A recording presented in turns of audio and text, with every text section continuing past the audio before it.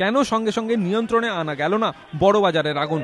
কেন আগুনের উৎসস্থলে পৌঁছতে অনেক দেরি হলো দমকলের? প্রশ্ন তুলেছেন স্থানীয় ব্যবসায়ীরা। বৃহস্পতিবার রাত 9টা নাগাদ আগুন লাগার খবর পেয়েই ঘটনাস্থলে ছুটে আসে দমকলের 20টি ইঞ্জিন, ছুটে আসে বিপর্যয় মোকাবিলা দলও, আনা হয় অত্যাধুনিক মইও, শুরু হয় আগুন নেভানোর কাজ। কিন্তু ব্যবসায়ীদের অভিযোগ, বেশ কয়েকটি ইঞ্জিনে জলই ছিল না পর্যাপ্ত পাইপও।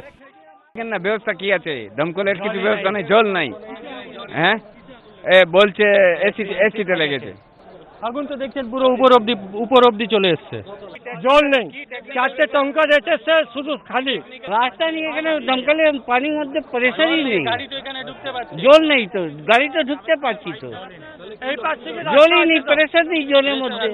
आदमी खड़ा है यहाँ पे, कुछ नहीं कर रहा है। हम लोग कर रहे हैं, पानी नहीं है इनके पास। आधा घंटा से वो सीढ़ी लगा रखा, एक आदमी नहीं चढ़ा वहाँ पे।